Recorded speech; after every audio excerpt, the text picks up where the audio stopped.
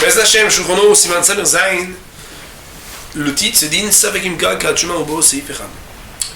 On va dire que c'est un siman qui est petit mais costaud, qui s'appelle la loi de celui qui est en doute, est-ce qu'il a lu Kratchuma ou pas. Et il y a un seul de la linéa. Un seul, ça veut dire petit, mais là je vous dis que c'est du costaud. Il y a marqué dans Shulchan. Donc on est en plein milieu sur le caractère gras. Savekim Kal Kratchuma Choser Lekore, Umvarech Fanea Olcharia. אבל אם יודע שקראה, אלא שמסופק כברר לפניה ולאחריה, nous חוזר ומברך. ספק, s'il est dans un doute, אם קרא קריאת שמע, s'il a lu ou non le קריאת שמע. Peut-être que oui, peut-être bien que non. חוזר וקורא, il recommence le קריאת שמע. Jusqu'ici tout va bien. ומברך לפניה ולאחריה. Là déjà on commence à avoir mal, qu'on fait aussi les bénédictions avant et après. אבל אם יודע שקראה, mais si il sait qu'il a le קריאת שמע lui-même, אלא שמסופק כברר לפניה ולאחריה, mais qu'il a juste un doute, est-ce qu'il a fait bénédiction avant et après, il ne recommence pas à dire la bénédiction.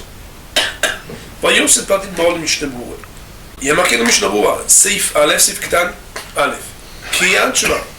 Ou Beshar Mitzvot de Raïta, et pour les autres mitzvot de la Torah. Autrement dit, il veut faire ici un distinguo entre la mitzvah de Kriyat Shema, sur laquelle on dit que quand tu es obligé de la refaire, tu es obligé de faire aussi la bénédiction, c'est comme ça c'est marqué dans Shulchan Aruch.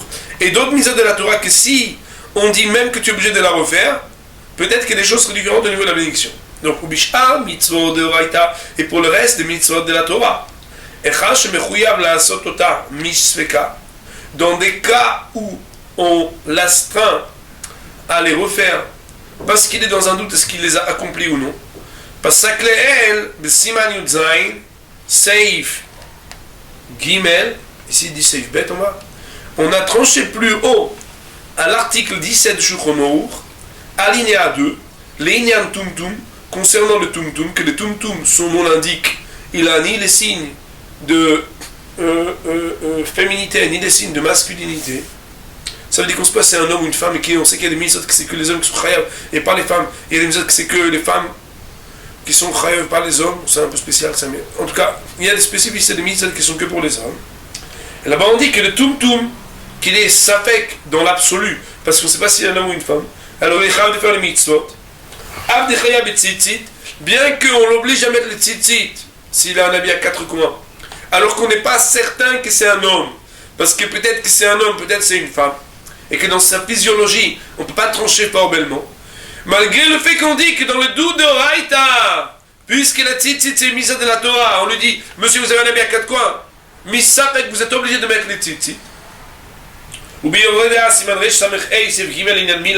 ou bien concernant une autre loi dans les lois de la Mila, de la circoncision, Beandrogynos, qui là-bas c'est un autre bonhomme qui lui il a deux organes, un organe des hommes, un organe des femmes. Qu'il y a ce qu'on appelle le tumtum qu'on ne voit pas, s'il a homme ou femme, on n'arrive pas à voir. Et il y en a un autre qui a un problème, c'est qu'il y a les deux. Alors c'est aussi là-bas, on lui dit monsieur vous devez quand même faire la Mila. Il dit moi je ne suis pas sûr que je suis qu'un homme, parce que je suis une femme, peut-être je ne suis pas tout de Mila. Là il dit qu'on est obligé de faire la Mila. Il est obligé de faire la Mila. Ah, pourquoi? Misa avec, parce qu'il est obligé. Donc deux cas de figure, tum pour tzitzit ou androgynos pour mila, qui est là-bas la halakha, elle est marquée formellement qu'il est obligé de faire soit les tzitzit pour le tum, soit les mila pour l'androgynos. Vechen kol kei gavne, et tous les cas qui sont dans des cas pareils, de loye vorech à la mitzvah, qu'il ne fera pas la bénédiction sur la mitzvah, sur l'action accomplie. Pourquoi? Car brachotem de rabbonon de l'écoula. Car les bénédictions sont d'ordre rabbinique, et comme Sfeka l'écoula est dans un doute d'ordre rabbinique, alors on sera permissif. Continuons d'abord et après réfléchissons. Donc on voit ici que le Mishnah Berurah nous dit Rabotai, moi j'ai étudié tout le Shulchan Aruch. Que les choses soient claires. Ça on le savait le maïs, c'est qu'il a étudié tout le Shulchan Aruch, parce qu'il a vu la puissance et la pauvreté du langage. Mais il te dit, il faut faire une comparaison. Ici, il y a marqué que si un bonhomme n'a pas de Kriyat Shema, ou en tout cas qu'il a un doute pas de Kriyat Shema, il recommence le Kriyat Shema, il recommence aussi les bénédictions. Alors que les bénédictions elles sortent de la Torah ou dans le rabbinique. Donc rabbinique. Sachez qu'il y a un distinguo à faire, parce que je vous amène deux exemples, où ces deux espèces, spécimens très spéciaux, un qui est homme, femme en même temps, un qui n'est ni homme ni femme, et que le maïs, c'est à cause de ça, pour la misa de Tzitzit ou pour la misa de Mila, on les oblige quand même, ils avec d'après la stricte loi, de dire, à cause du doute, tu fais, et que le maïs, c'est quand même marqué dans la halakha qu'on ne fait pas la bénédiction. Pourquoi? Parce qu'il y a bénédiction dans le rabbinique. Donc c'est différent ici et là-bas. mais il y en a des décisionnaires, qui font une différence.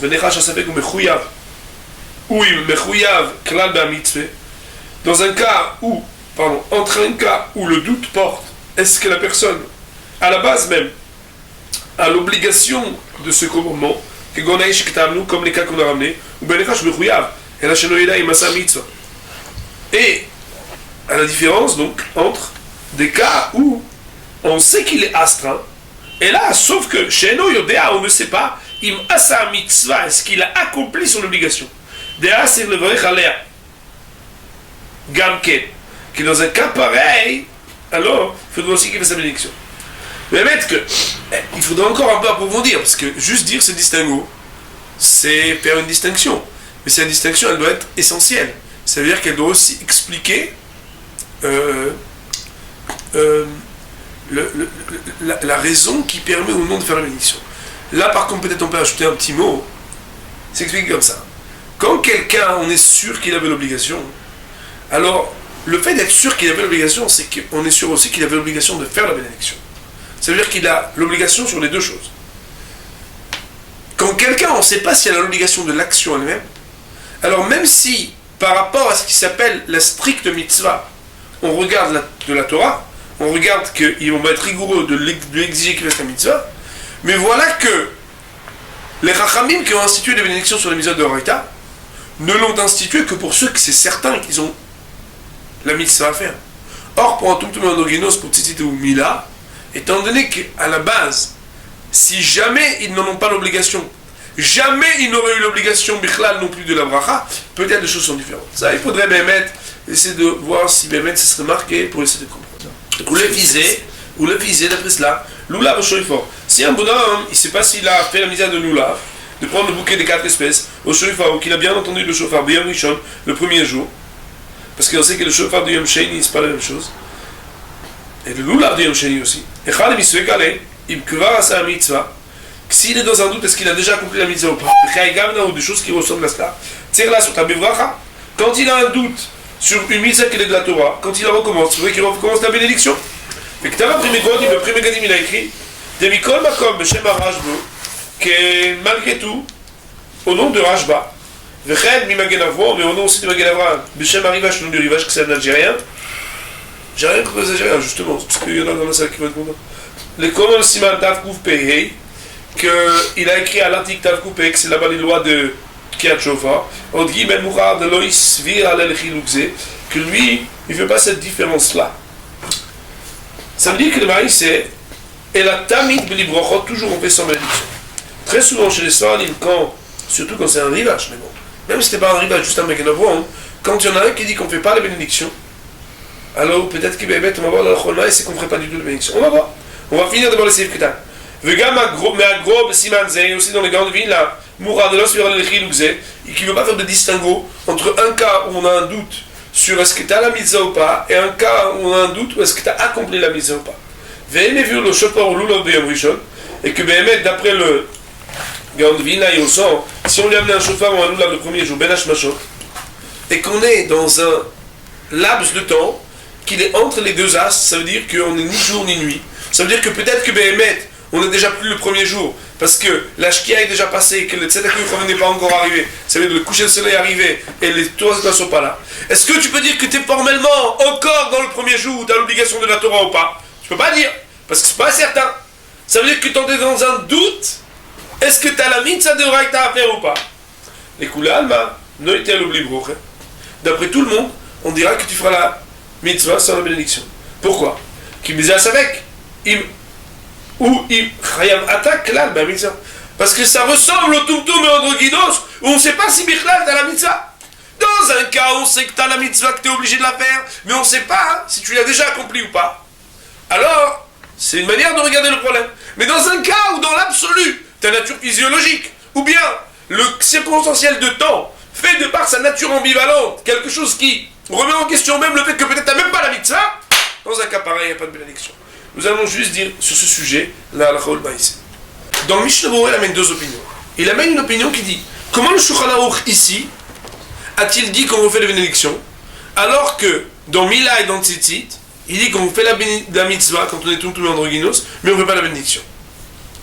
Première manière de comprendre, c'est le distinguo, de faire une différence entre quand on a un doute est-ce qu'à la base c'est une obligation ou non, et quand on n'a pas de doute qu'à la base c'est une obligation, on a le doute est-ce que tu as accompli ton obligation. Bon.